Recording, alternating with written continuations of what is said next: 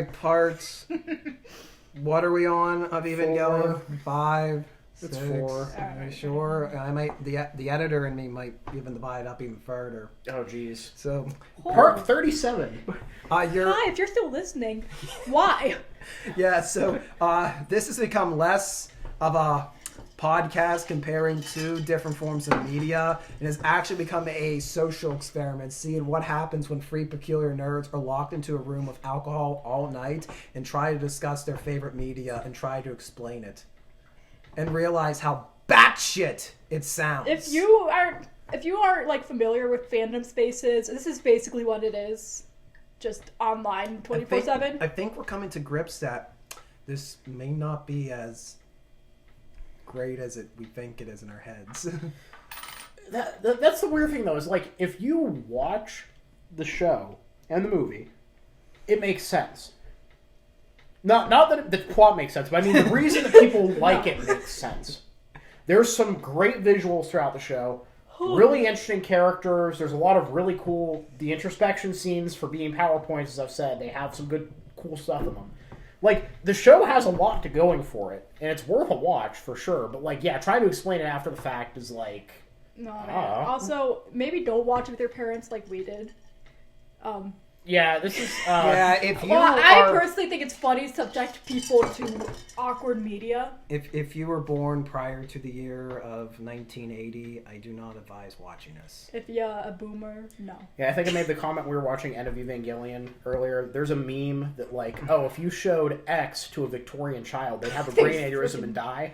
I think if you showed them End of Evangelion, they would, in fact... I also made the comment that End of Evangelion is what Lovecraft had in mind when he was talking about Eldritch Horror. Because there are some absolutely disturbing imagery. It's fantastic. It's great. Yeah.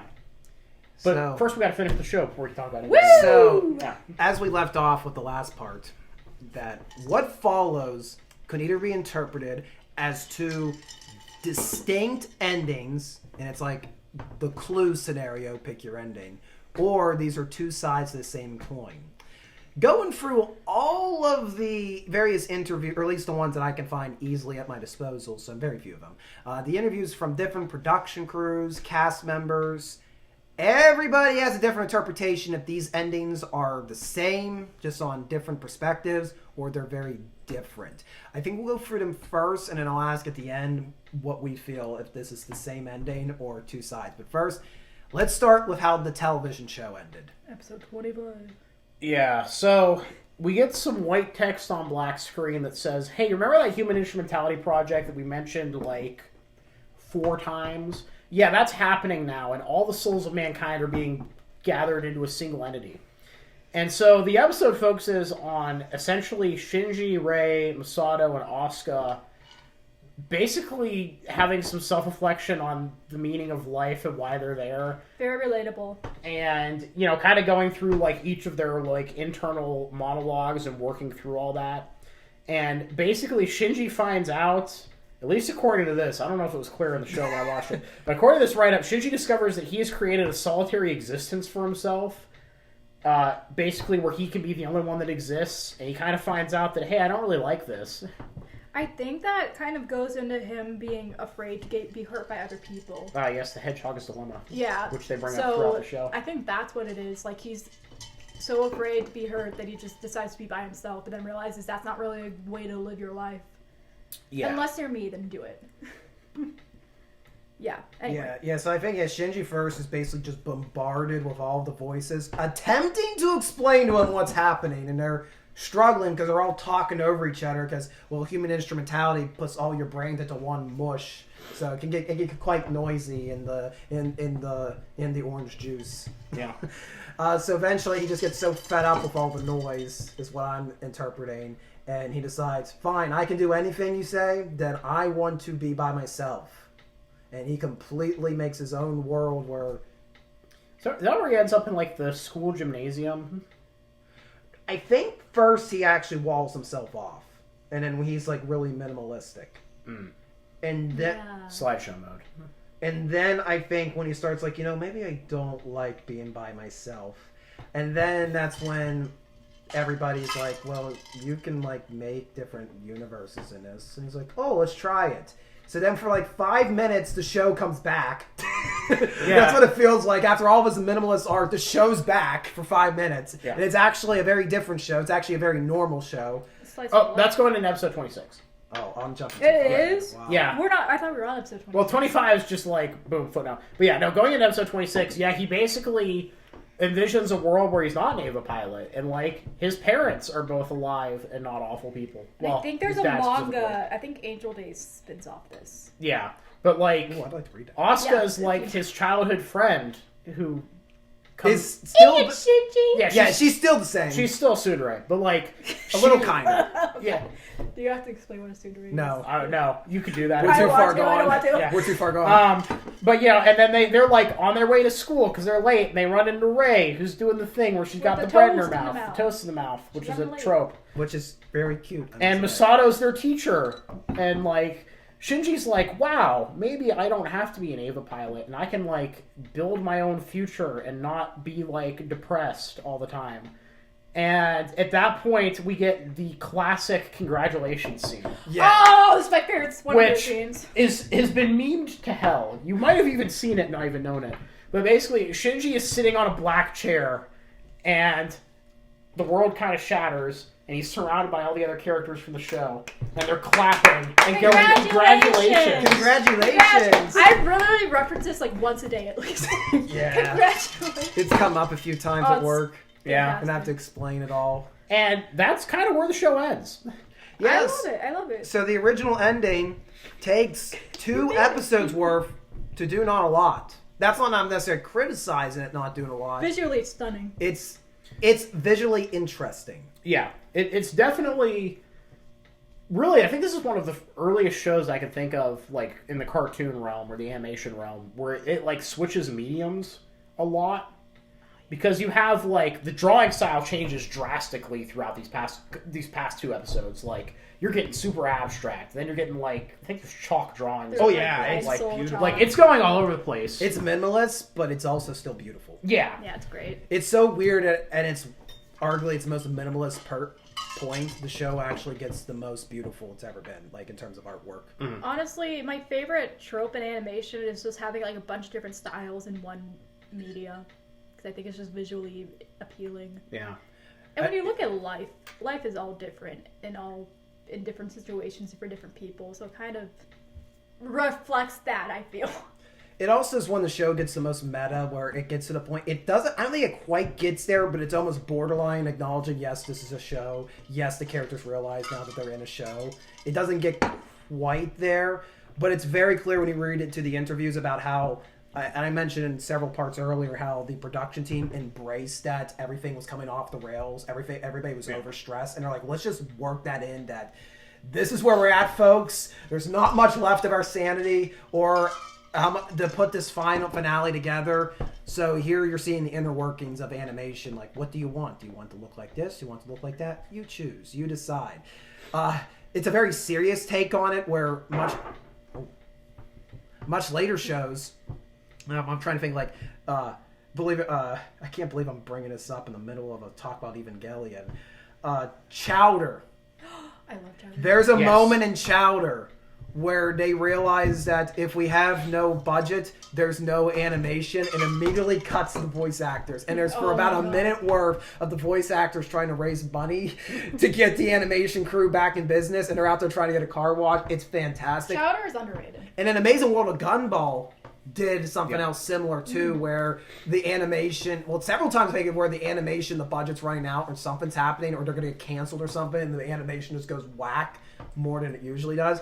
But it's always played more in a comedic sense, where this is very serious. Yeah. It's like, this is the life of an animator in Japan. It sucks. That would be an interesting episode, commenting on either of those shows. Oh, we'll get there. Oh, I have plans. I would love to do Chowder. So, but the original television finale is very minimalistic. It's 2 episodes worth of Shinji basically coming to the conclusion, I have meaning.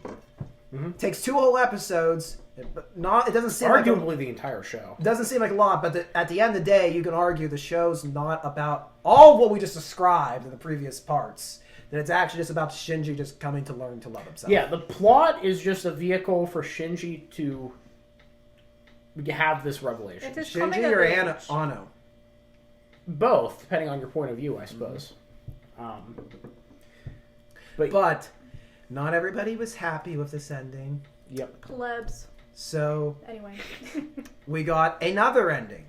Now, some people believe that this was made in response to people hating the original, and that the original is not canon, and that the cinematic ending is the true ending. Or others, typically those on the production team, defend the original ending and said, no, that was the original, but we decided to enhance it. Mm-hmm. I see arguments for both. Honestly, as with most things, it's probably a mixture of both. Because there's brief flashes at the start of episode 25 in the show where you see Misato's dead, Yep. Ritsuko's dead in the same position, so they're dead in the movies. Yep. So that's clearly happened regardless. And we also know that, as we'll explain in the movie, that there's a lot of self-reflection. That being said, though, the self-reflection that happens in the movie is very different, at least in portrayal, than what happened in the show. Yeah. So, ladies and gentlemen, as a certain other animation reviewer has stated... Ladies and gentlemen, meet the final boss of anime. End of Evangelion picks up right after Shinji not alive Squaru. And... Rip. And basically at this point the angels are dead. And we get the countdown. I think it's like a 24-hour countdown? Something. For basically human instrumentality is going to kick off in X number of hours. And how are they able to determine that? Because I'm going off of how, maybe I'm so used to how Kaji described Third Impact, how it would be, that it's whenever you have Lilith and Adam touch. And that causes an explosion. That could be at any time. That's what they were trying to prevent with Karu breaking and entering. Yeah, but I guess now all the angels are dead. There's a prophecy. I can't remember. We mentioned it briefly, I think. There's these Dead Sea Scrolls that Sile, which is the Illuminati, have been running off of for potentially centuries. They never actually tell us how old Sile is or how long they've been around. And, yeah, now the angels are dead. Now is the time for human instrumentality. So, that being said, though, Gendo has his own, adjacent plan to get his wife back. And the Sile Council, which are these 12 2001 A Space Odyssey obelisks that talk and avoid, they decide, well, Gendo's kind of getting in our way and trying to mess with the plans. We're just going to kill him. So they try hacking Nerve HQ, get shut down. And then the Japanese military, who I thought was the UN for some reason, but apparently it's just the Japanese military. Yeah, what's the difference? Shows up. The UN's basically funding the JSDF, aren't they? Yeah. At least the United States is. We help. But yeah, so the JSDF shows up and storms Nerve. Pretty brutally. We haven't really seen a lot of people die throughout the series. No, surprisingly not. It's fairly bloodless, at least from a human perspective. Kaji's, in terms of humans, Kaji's the only real death. The big death. But we get, brutal, the JSDF is not taking any prisoners. They are running through this base. They are double tapping people. They're enjoying it. They have flamethrowers. And we find out, one of the bridge crew speculates that, their human defense budget had been, trimmed down over the preceding months. So he wonders if this was planned. Probably was. But basically, Nerve is good at fighting angels, but they aren't good at fighting people. So this is all going on, and at the same time, the countdown for the Third Impact is going on. They're trying to rescue the pilots. They have no idea where Rei is. Asuka's catatonic, but they stick her in Unit 2 and then put Unit 2 at the bottom of Nerve Lake, which is in the Geofront, which we've talked about. Because I feel like I'm saying words that mean nothing unless you know what I'm talking about. Told you, this has become a social experiment. Yeah. And Shinji is hiding under some stairs. And completely traumatized. And some soldiers find him and are like, well, we got orders to kill you. Nothing personal, kid. And then Masato shows up and John Wicks them. And... Oh, yeah. Basically, Badass. Shinji's like completely checked out. He doesn't want to move. He just wants to die. He doesn't want to do anything. And Masato's like literally dragging him, trying to get him to Unit 2. And then I guess the JSDF, after like 3 hours of fighting in this gargantuan complex. I don't think we've talked about how big Nerve HQ actually is. Huge. It's massive. I guess they decide that they don't have time for this, and those N2 mines we talked about before that are basically like nukes without the radiation, they just drop one right on Tokyo 3. They don't care anymore. They don't care anymore. They even comment like they really don't care if they kill a bunch of civilians. No. Yeah, so they blow the top off. This is the worst cover-up ever. They blow the top off the geofront. So they now are able to access the Nerve Pyramid directly. And I don't know why Nerve Pyramid just sounds really stupid. But The Nerve Pyramid. but basically, at this point, they start dropping depth charges into Nerve Lake, and Asuka finally snaps back into it. It's been a while. Do you want to talk about Asuka's internal dialogue? She's been comatose for a while. So she kind of overcomes her trauma by realizing that her mom has been with her the whole time, right? Is that it? Yeah, she picks up where we've all as an audience picked up. They're like, oh, all the souls are of these mothers, of these parental figures, of these children are in the Evangelions. Which, how the hell is Asuka's mother's soul in the Evangelion? I get why Shinji's mother's is. Yeah. What does Asuka's mother have to do with the Evangelion program? I have a theory. Okay. It wouldn't be an Evangelion thing without a theory. So, we know for a fact that people that have been dying prior to the third impact kicking off are somehow included in the Tang at the end of this. They get warped into the LCL organism. And we know that the egg of Lilith, which we haven't talked about yet, we'll get there, More on that later. that's under Nerve HQ. We know that when everybody gets dissolved into the primordial soup, that's where their souls go, it seems, is into the egg. So I'm wondering if everybody who's ever lived and died prior to this has also ended up back in the egg. I have no idea if that's I don't right or mind not. that idea, but I still have the question. How is Asuka's mother's soul in particular in that Evangelion? Oh, Didn't she work? She worked for Nerve. Wait, what? I don't remember like this. the No, German it's brand. hinted that her mother was the original test pilot for Unit 2. And that yeah. basically the reason that she went crazy and she was in like that... She didn't fully absorb. Did Yeah. She?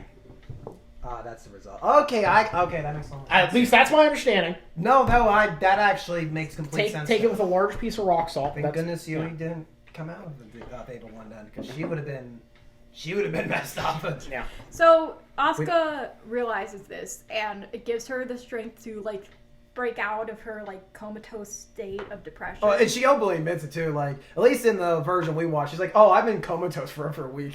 She's like, "Wow, this is asking a lot for someone who's comatose for like a week." Yeah, but she gets her chutzpah back. Yeah, and just as she's like, coming back to herself, Seal's new mass-produced Evangelion units arrive, which like there's like 9 of them. Yeah. Yes, 9 of these like. because Avas. Connor, you told me earlier. Yeah, in the movie, so there's 9 production units.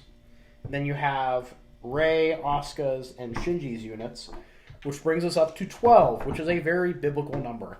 And there is a lot of biblical symbolism in Evangelion. Lots of crosses. Now, supposedly, a lot of that is not intentionally religious. I don't know how much. I know believe that. Gynax thought it was cool. I was like, yeah, I like the aesthetic. Yeah, like Anna was like, oh, I picked that because it's cool, but I don't know if I fully believe that since we have Adam, Lilith, Genesis, the number 12. Evangelion. When they turn the computer defense systems on at the beginning of the movie, they trigger code 666 to put the computers in like lockdown mode. Not so. You can't tell me the religious symbolism is just, oh, it looks cool. Here's what I think. I think in small scale there is purpose to it, but I don't think you're going to find an overarching connection. Probably not. When you try to link it back to what's physically happening, you're going to be like, it's just circumstantial. But I mean, the end of the world is often linked with religion. Yeah. So it makes sense that they would be like kind of combined into like this apocalyptic scenario.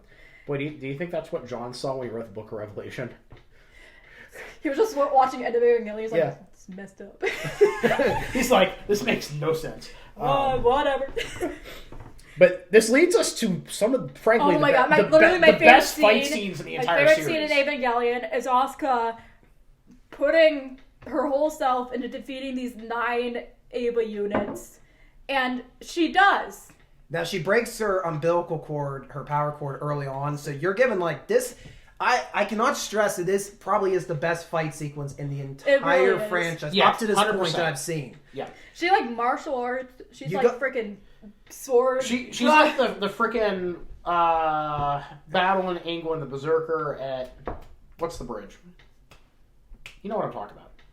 You don't know what I'm talking about. Dude, I'm pretty far gone right now. Okay, so there's a famous thing in European history. This Viking berserker holds this bridge against like the British army for a while.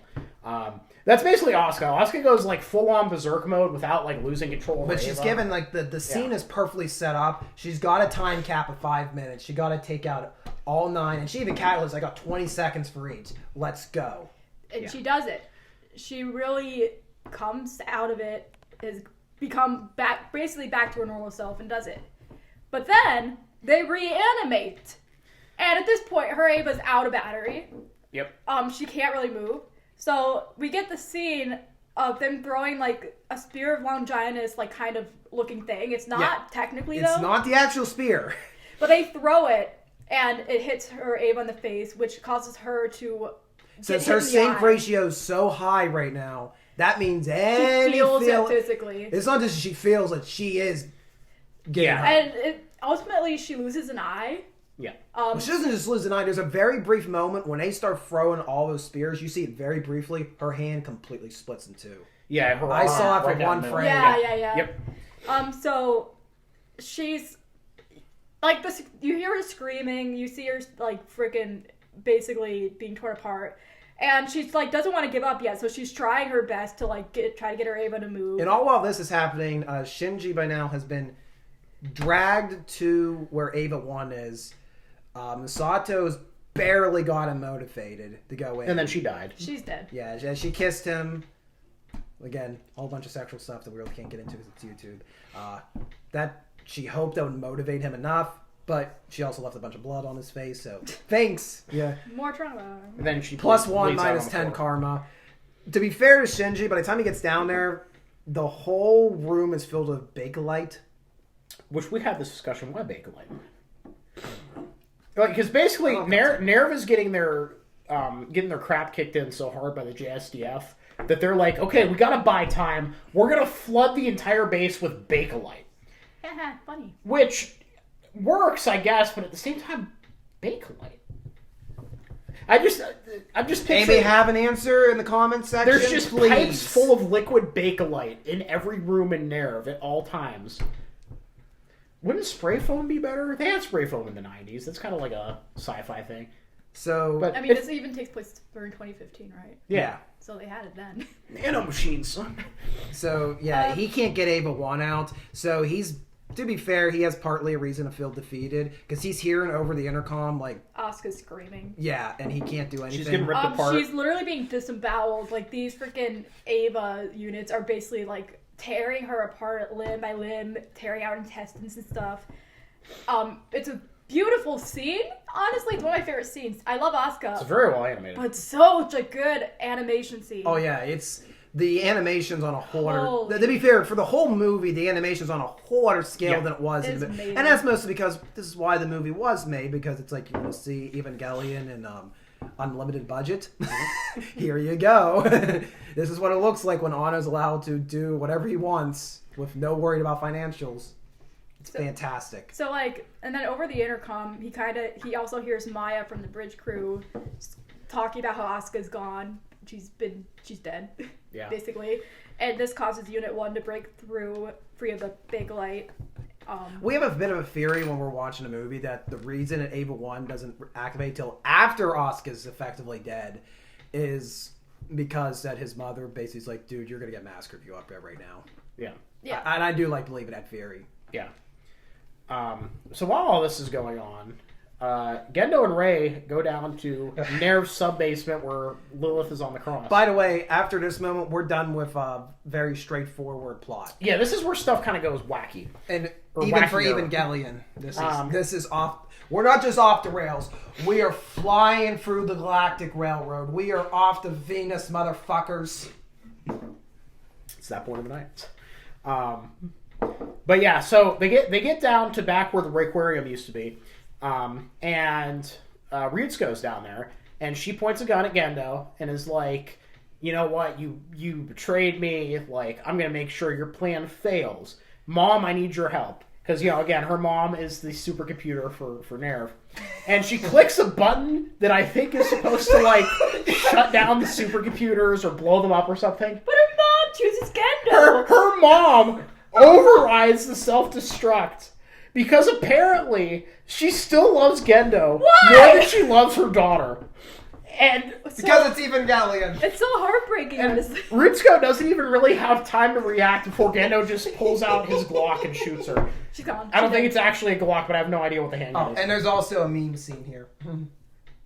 Oh yeah, we can't talk about that one, can we? No, we can't talk about it. So No, we can't talk about it. We can't say what Gendo says. We can't move forward. Yep, anyway. So, Gendo tries to use Rei to touch Lilith to do the impact thing for his part of the plan. And Rei just straight up says no and cuts off his hand. Oh, we didn't even really explain how Gendo plans to make this work. Yeah, so Gendo's going to have Rei merge with Lilith, and then she'll have an Adam and Lilith soul in the same body, and that's somehow going to let him get his wife back.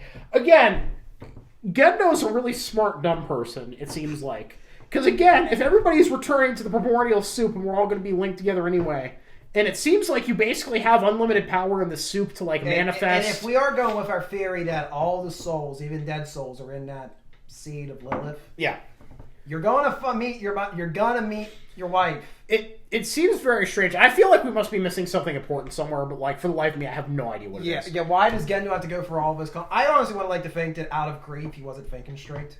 Yeah, that makes sense.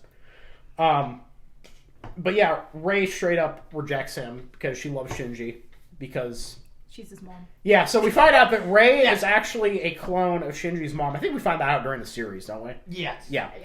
So, yeah, Gendo.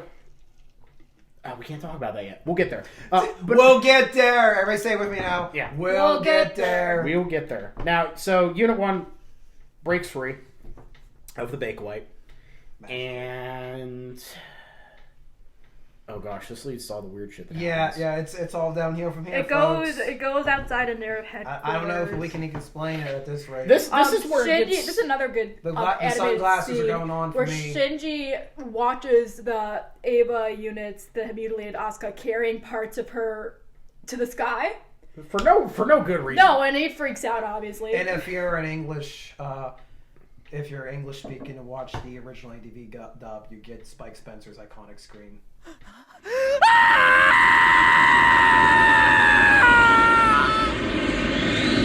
Basically, Third Impact starts happening, and there's a whole lot of abstract imagery and symbolism.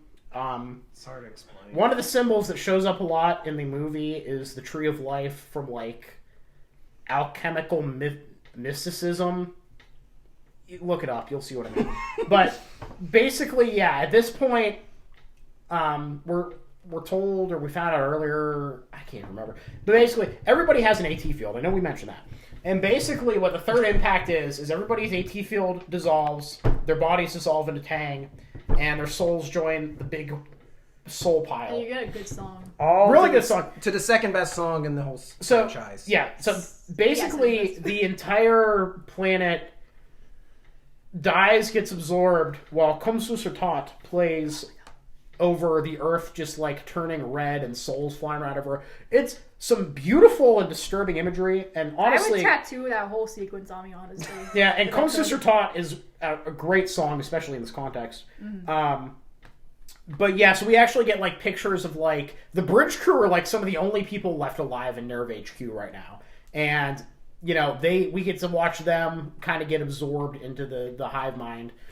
And prior to this point, his other characters have died, like Ryutsuko and Masato.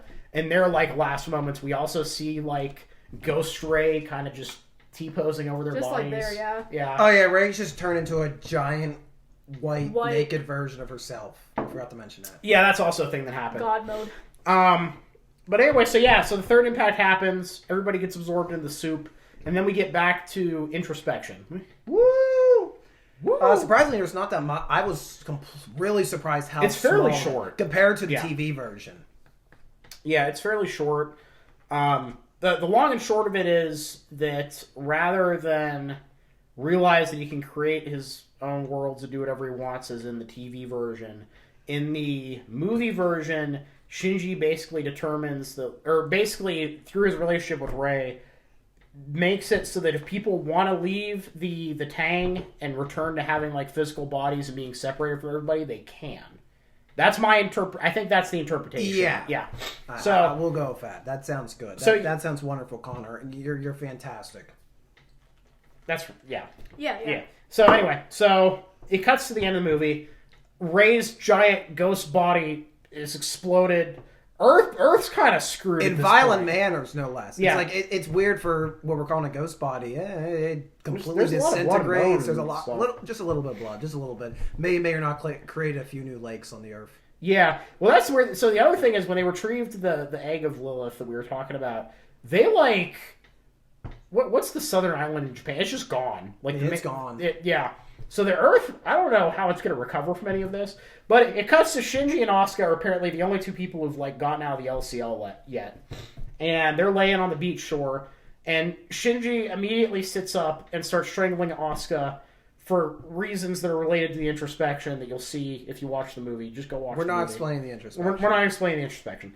And Asuka shows him the vaguest measure of human She compassion. literally puts a hand on his cheek, and he's like... And he just breaks down crying. And then the movie ends with Asuka saying, pathetic. No, disgusting. Disgusting. And then it cuts to credits. Which, funny story behind that, when the original voice actress, and I'm talking the Japanese version, they were doing that final line, they knew this was going to be the last line of, and at the time, this is it for Evangelion, yeah. This is how it ends. And they kept going over and over, and Anno and the voice actress both weren't really enthused with what the lines were, like they kept doing, and then Anno vaguely asked, "What do you feel right now?" Disgusting. And Anno's like, perfect. That can be a disgusting as in the voice actor was just tired that day, Yeah. tired of doing it, or reading, realizing what the ramifications of the scene was, realize, well, these two are fucked. Yeah. Yeah, Earth... They're off to play Adam and Eve, folks. There ain't much left of the world. Well, it's implied that over time more people might decide to come out of the Tang. To be fair. Which, again, the Earth's kind of effed, so I don't know how that's going to, like, Those play people out. are pretty emotionally traumatized before all that, so I don't know if they want to leave the Tang. But isn't the Earth always after when we start over? A little bit. That's fair. But yes, that's... I guess we want to talk about which ending is the real ending or whatever. Yeah, that's the main conversation I want to finish up with. I don't necessarily have a problem with them being two perspectives on the same ending. Because my interpretation is Shinji realizes that he can make the world whatever he wants. He has his last interaction with Rei and decides that if he is going to actually be able to kind of make his own destiny, choose his own path, he wants to do it in the real world and not the LCL LSD dream world that he's in. And so that leads to him leaving. I'm okay with that. I mean, same. Yeah, I like it. I think it goes together. And I agree with all of that. Well, I like to have my cake and pie. I like to say up until we go into introspection mode, I'd go with end of Evangelion. Mm-hmm. But once we go into the introspection, switch over to the TV version. And end with the TV version. Yeah. Because Congratulations. it has... Partly for the meme. Yeah. Yeah. It's just iconic. Well, and there's more time for the introspection because it's literally 2 episodes of the anime, so you're looking at what, where you get, 40? like, they have a lot more to work with. very Yeah. Which is short why I segment think at the end of Anna was Evangelion. satisfied Mm-hmm. with the TV ending, just because he's like, I had a lot more to work with. Where in a movie, you might think you have more time, but when you really think about it, you're trying to appease everybody. Yeah. And that was a difficult thing. Because I feel like up until I don't know. Up until the music hits, quite literally, when they face the music, up until it's a pretty straightforward movie, considering things, but then it just goes completely. And like I said, I can't explain it. I can't describe. And that's one of the few things where, when you listen, I've heard for years reviews of the end of Evangelion. Are we still on? Yeah, we're still on. Is anybody out there? Anybody out there? Oh yeah, we're definitely on. Okay. All the reviews I've heard over the years about End of Evangelion, and they would talk until we get to Third Impact. And they would stop from there. They're like, I can't explain it. You have to witness it. And you hear that about a lot of things over the years, like, I can't explain any further, you have to watch it. And normally I'm like, no, I can theorize what was happening. This is one of the few times, like, you just have to witness it. It's visually stunning, but I have very little idea what it means. Yeah, I mean, honestly, the animation and the storytelling still holds up very well. Just go watch it. It's 26 episodes in a movie. And honestly, it might change your way of thinking about things. Yeah, who knows? It made me change perspectives on things, honestly. You too could have an introspective PowerPoint presentation. Yeah. Make it yourself. And let's be real here. You have spent far more time watching shows that had less of an impact. Yeah. That's true. Yeah. There's a lot of good stuff out there, man. Leaving Evangelion, my final farts will say that... Final farts. Congratulations. Congratulations. I'll say this. Evangelion, I won't say is a favorite anime of mine. I don't know if I will return to it immediately. I eventually will at some point watch it all again. But I will say this. It will stay with me. Yeah, it has a way of living rent-free in your head, for sure.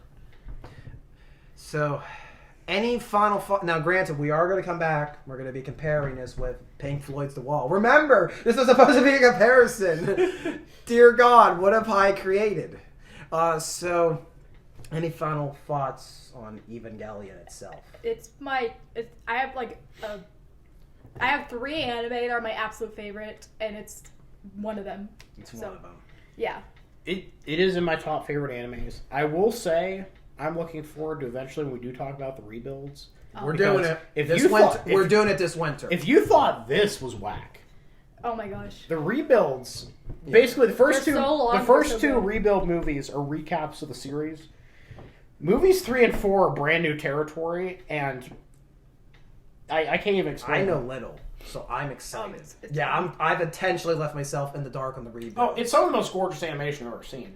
The story is just as whack as it is here. Oh, cool. But yeah. I feel like you get more out of the characters too. Yeah, we have more time. New whack, new characters. Sounds fantastic. Yep. So, we're gonna give you 2 reasons to subscribe to heterochroMEDIA. 1, if you want to hear us compare Neon Genesis Evangelion to Pink Floyd's The Wall, be sure to subscribe so you'll be notified when the first episode of the Wall portion comes out. And if you want to follow us watching the rebuild films this winter, you got no reason. So be sure to subscribe to heterochroMEDIA. We do have a physical podcast. It's on Buzzsprout.